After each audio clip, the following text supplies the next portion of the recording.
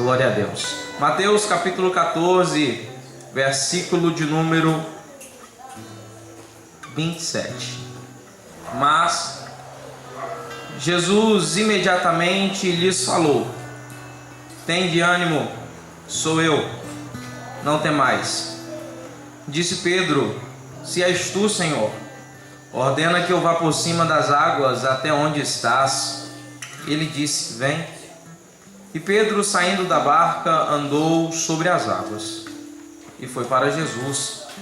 Quando, porém, sentiu o vento, teve medo e, começando a submergir-se, gritou: Senhor, salva-me.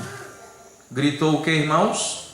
Senhor, salva-me. Você pode fazer melhor. Diga: gritou, Senhor, salva-me. Diga para quem está do seu lado a oração mais curta de Pedro. Não, irmão, assim vocês vão me desmotivar. Diga: a oração mais curta de Pedro. Amém. Vamos lá, feche sua Bíblia. Deixe Deus falar com você nessa noite. Meus irmãos, pense você em uma sociedade. Crianças estão correndo à beira da praia. Crianças estão se divertindo. Crianças estão brincando. Crianças que estão brincando na praia, mas daqui a alguns dias, quando tiverem um pouco mais de entendimento, passarão a pescar também. Crianças que eram filhas de pescadores e os seus avós também haviam sido pescadores, vinham de toda uma família de pescadores. Crianças que na verdade estavam brincando, porém os seus pais levavam uma vida muito difícil. A criança, ela tem essa qualidade: enquanto está tudo muito complicado, ela está sorrindo e está brincando e nem sabe o que está acontecendo. Crianças correndo na praia, se divertindo, brincando de alguma coisa, enquanto os seus pais estão em alto mar, pescando. Os seus pais estão trabalhando. Uma sociedade onde a profissão que prevalecia naquela região era a pesca.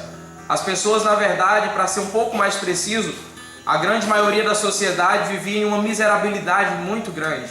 Os irmãos não tinham uma grande condição financeira, a vida era muito difícil, eram acostumados com o regrado, eram acostumados com um pouco, eram acostumados a comer para trabalhar e trabalhar para comer. E pronto, a vida se resumia nisso. Os pais foram criados assim, os filhos estavam sendo criados assim. Certamente quando crescessem e tivessem os seus filhos, também criariam seus filhos dessa maneira, porque na verdade não havia muito o que se fazer naquela sociedade. Não havia muito o que se fazer naquela região, porque a profissão que prevalecia era a pesca, era a profissão da época, era a profissão do momento. E ali estava uma sociedade que não tinha muito poder aquisitivo, não tinha uma conta gorda no banco, não tinha as melhores roupas, não tinha as melhores casas, mas uma sociedade que trabalhava muito, trabalhadora, batalhadora, para colocar o pão dentro de casa. Uma sociedade que, acima de tudo e das dificuldades, entendia que o princípio da família era importante. No meio dessa sociedade surge um homem, e esse homem chega pregando uma palavra totalmente diferente. Esse homem chega pregando uma palavra dizendo: é chegado o reino de Deus. O reino de Deus está chegando para vocês. Vai vir alguém que vai resolver tudo. Vai vir alguém que vai mudar o quadro da história. Vai vir alguém que vai transformar essa situação. Está chegando o reino de Deus para vocês. Arrependam-se enquanto é tempo. Esse homem era João Batista. Esse homem tinha uma palavra dura. Esse homem tinha uma palavra que machuca. Esse homem tinha uma palavra que dói. Porém, o povo afluía, as multidões afluíam até o deserto, somente para ouvir aquele homem pregar. Mesmo ele pregando com tanta ignorância às vezes, mesmo ele sendo tão duro, mesmo ele sendo às vezes tão forte em suas palavras, mesmo ele machucando as pessoas com as suas palavras, as pessoas iam até o deserto para ouvir aquele homem pregar por um simples motivo. Por mais que ele fosse duro, por mais que ele fosse quadrado, por mais que ele fosse diferente, ele pregava a verdade da palavra de Deus. Isso era o suficiente para as pessoas se aproximarem dele, ainda que doía, mas se era verdade, ele pregava. Ainda que machucava, se era verdade, ele pregava. Entenda você uma coisa nessa noite: a palavra de Deus pode machucar, a palavra de Deus pode doer, mas ela sempre será a verdade de Deus para a sua vida. Ela sempre será a verdade que você precisa ouvir. E nós, como igreja do Senhor, levando em consideração esse tema do nosso congresso, que diz obedecendo à voz do Espírito Santo, nós iremos entender algumas coisas a respeito disso.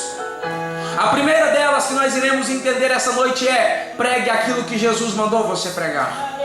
Diga a palavra como ela é. Nós vivemos em um tempo onde as pessoas precisam adaptar a Bíblia para o povo ouvir. Nós vivemos em um tempo onde as pessoas precisam adaptar os temas para ver se atrai pessoas. A gente tem que contorcer, camuflar algumas coisas, porque se falar a verdade, o povo vai embora da igreja. Se falar a verdade, o povo zanga. Os ouvidos sensíveis da sociedade não são capazes de ouvir que Jesus está voltando e nós precisamos nos consertar. Por isso, essa noite eu estou aqui para te dizer, Jesus está lhe incomodando por meio dessa palavra, dizer, olha, pregue a verdade. A palavra é a verdade. Independente do momento, independente da circunstância, independente de quem gosta ou quem não gosta, a verdade vai continuar sendo a verdade. Mas se eu falar, a igreja esvazia. Se eu falar, ele não vem mais. Que não venha, a semente foi plantada. A verdade é a verdade. João Batista está pregando a verdade e o povo aflui para ouvir essa verdade. Na mentalidade da criança que corria na praia, quem sabe imaginava que esse reino que vinha traria muitas diversões, traria muitas riquezas. Na mentalidade do adolescente, talvez pensou que esse reino que estava se aproximando traria algumas distrações para a sua mocidade. Quem sabe pensou que a economia da região ia melhorar. Para o ancião que tinha passado a vida inteira sofrendo, pelejando, trabalhando para colocar o pão dentro de casa, talvez pensa que esse reino que está se aproximando, os seus impostos seriam mais maneiros, os seus impostos seriam melhores, ou seja, alguma coisa melhorar. A mensagem de João Batista começa a provocar diferentes pensamentos na mentalidade daquela sociedade. De repente chega alguém, repita forte comigo, alguém, um homem totalmente diferente do que estava imaginando. Ele fala baixo, ele conversa manso, ele é simples. Abaixa só um pouquinho para mim, por favor. Ele é simples, ele é tranquilo. Ele não chega gritando, ele não chega com as suas carruagens, ele não chega com o seu exército, não. Ele chega pedindo licença, ele chega tocando as pessoas com amor. Jesus chega. Era a mensagem que João Batista estava pregando. Não era um reino material, era um reino espiritual. Porque muito mais importante do que melhorar a condição financeira daquele povo, muito mais importante do que colocar pão e mais riquezas no celeiro daquele povo, mais importante que isso, era alimentar a alma daquela sociedade. Uma sociedade que não tinha mais sonhos, uma sociedade que não sonhava mais, não projetava tanto, porque a miséria era muito grande. Como é que eu vou sonhar se eu não vejo nada que me motiva a fazer isso? Como é que eu vou sonhar se eu não vejo nada que vai me motivar, que vai desencadear o desejo de crescer no meu coração? João Batista estava pregando uma mensagem e talvez muitos pensaram ser algo material, mas ele estava falando a respeito de um reino espiritual. Estava falando a respeito de um alimento que não está na mesa apenas quando a família se senta, mas um alimento que está dentro do coração de cada um de nós. Um alimento que vai alimentar a alma do crente para fazer com que esse crente evolua espiritualmente falando. João Batista estava falando de vida para os que estavam mortos. Quem está entendendo, diga amém. Quem está entendendo, diga glória a Deus. Vida, um reino espiritual.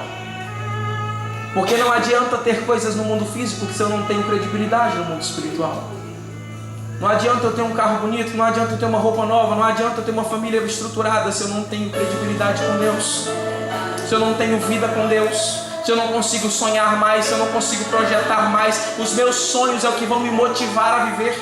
Os meus projetos é o que vão me motivar a viver. Vai ser o combustível para me fazer ir além. E aquela sociedade estava escassa de sonhos.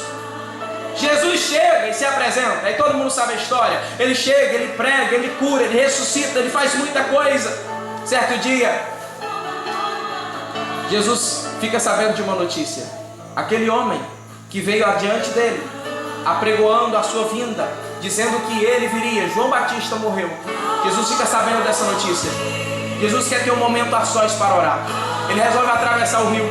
Quando ele chega do outro lado do lago, a multidão já tinha ficado sabendo que ele ia e ela chegou primeiro que ele. Quando ele chega lá, a multidão já está lá. Jesus então se compadece da multidão, prega uma mensagem. Alguém chega e pergunta: Senhor, o povo está com fome, o que a gente vai dar para eles comerem? Jesus multiplica, Jesus providencia o pão, dá alimento para todo mundo. Mas Jesus ainda não tinha tido aquele momento que ele queria ficar só. Então ele diz aos discípulos: olha, entrem no barco, atravessem para o outro lado, eu vou despedir a multidão e quando eu terminar eu volto. Os discípulos resistiram e a Bíblia é muito precisa. João escreve assim, que Jesus obrigou eles a entrarem no barco. Jesus obrigou. Ele queria ficar sozinho. Eles entram no barco e eles vão voltando. Jesus despede a multidão e agora sim, Jesus tem o seu momento a sós. Isso aconteceu por volta de 6 horas da tarde. Era de tardezinha, segundo a Bíblia. Adiante a história continua a narrar e diz que por volta da 4ª vigília da noite, ou seja, entre as 3 e as 6 horas da manhã, os discípulos estavam passando por uma grande tempestade em alto mar. Jesus tinha ficado, os discípulos tinham se distanciado de Jesus às 6 horas da tarde. Agora já estava de madrugada. Os discípulos estavam entre 25 a 30 estádios de distância, estavam muito longe e estavam passando por uma tempestade. Sabe o que é maravilhoso no texto? Sabe o que é fantástico dentro de tudo isso? É que a Bíblia diz que Jesus, lá de onde ele estava vendo os discípulos. Vendo os discípulos. Se você não entendeu, eu vou traduzir. Preste atenção, por favor. Jesus estava distante. Jesus não estava do lado deles. Jesus não estava dentro do barco com eles. A tempestade estava fluindo. A tempestade estava atormentando os discípulos. Jesus estava muito distante, mas Jesus estava vendo tudo o que estava acontecendo. Você não pode estar vendo Jesus dentro do barco. Você pode não estar vendo Jesus dentro da sua casa. Você pode não estar vendo Jesus no seu trabalho. Você pode não estar sentindo Jesus ao seu lado. Mas saiba de uma coisa, independentemente da distância, Ele está olhando para você. Ele está vendo que a tempestade tem se levantado. Ele está vendo que a tempestade tem afluído. Jesus está nos vendo, ainda que de longe. A preocupação maior não é essa, irmãos. É que existe uma coisa que muda tudo isso, porque quando Jesus resolve se aproximar dos discípulos, Ele vem andando sobre as águas. Vem andando sobre as águas. Alguém olha e diz: é um fantasma. Uai, fantasma, irmãos. Quem estava no barco? Diga os discípulos.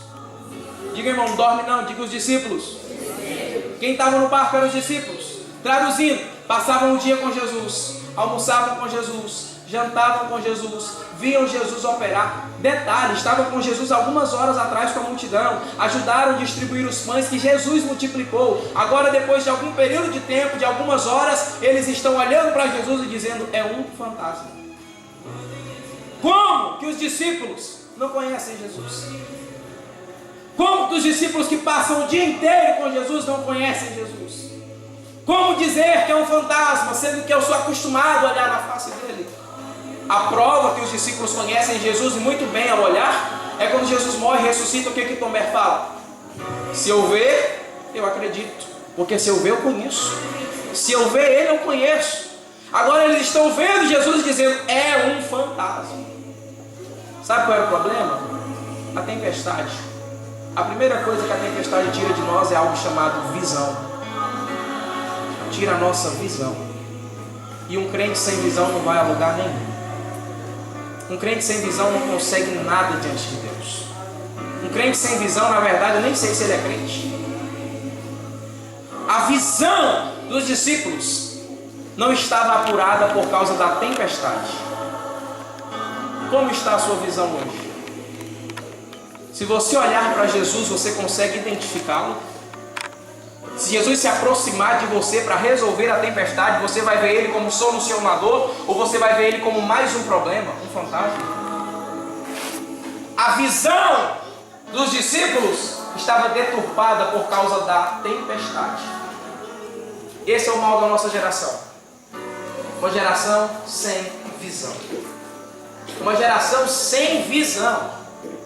Uma geração que não consegue ter visão de Deus. Os homens que morreram pela igreja, que desbravaram a igreja, paravam de frente de um lote e diziam: aqui vai nascer uma igreja. Começavam do zero e ali crescia. Era a visão de Deus. A nossa geração não é capaz de fazer isso. A nossa geração não é capaz de visualizar Deus trabalhando. A nossa geração consegue passar uma vida inteira dentro da igreja e não ver Jesus trabalhar no culto. A nossa geração consegue dar glória a Deus só da boca para fora. A nossa geração consegue servir Deus com os lábios e não servir Ele em casa com as atitudes. A nossa geração consegue dar glória a Deus aqui, mas cantar coisa que não procede lá fora. A nossa geração não tem visão. A nossa geração não entende o propósito da palavra. A nossa geração não entende que os pastores que desbravaram, que os líderes que desbravaram, fizeram tudo, doaram a sua vida, doaram a sua família,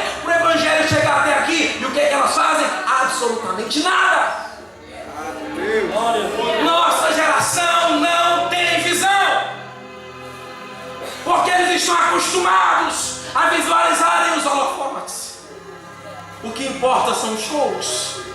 O que importa é o movimento. O que importa é o número. O que importa é a quantidade. O que importa é eu ver muita gente. O que importa é eu ver irmão pulando, caindo. É isso, é o resultado visível das coisas. Uma geração sem visão de Deus. Por isso, uma geração que nunca obterá vitória. Nunca. Uma geração que todos que pegam o microfone dizem: a vitória vai chegar hoje, mas na verdade não vai. Porque vitória é consequência de obediência, e essa geração não é obediente. São alguns detalhes que mudam tudo na história, mudam toda a configuração do texto. Uma geração que não consegue ver Deus trabalhando, uma geração que não entende a visão do líder, uma geração que não entende a visão de Cristo, uma geração que não tem visão, e por não ter visão, nunca vai sair de uma vida de mesmice espiritual. Uma geração que se conforma e se conforta com cultos absolutamente normais. Vem ao culto, senta, dá glória a Deus, dá paz do Senhor, terminou o culto, vou para a sorveteria, vou para casa. Pronto. Uma geração que não quer mais de Deus. Uma geração que não almeja mais de Deus. Uma geração que não quer desfrutar mais de Deus. Uma geração que zanga se não tiver um som. Uma geração que zanga se não tiver um ar. Uma geração que não entende o que é evangelho. Uma geração sem visão de Deus. Por isso essa geração olha para Cristo e diz que é um fantasma. Ou seja, é algo ilusório. É mais um problema. Ele não precisa estar no barco. Uma geração que assume a igreja, mas faz questão de tirar o dono da igreja de dentro dela. Uma geração que fecha a porta para Cristo, aonde os ritmos mandam muito mais, aonde tudo que acontece lá fora tem que ser trago aqui para dentro, mas o que acontece aqui não pode ser levado para lá. Uma geração sem visão de Deus. Os discípulos olham para Jesus e dizem que é um fantasma. Jesus diz uma coisa. Ele olha para os discípulos e diz: tem de bom ânimo. Essa é a segunda coisa que a tempestade nos tira. Ânimo, diga ânimo. Nos desanima. A tempestade desanima qualquer um. É difícil permanecer. É difícil ficar animado quando tudo está dando errado. É difícil ficar feliz e motivado quando você vê as coisas somente declinando. É muito complicado.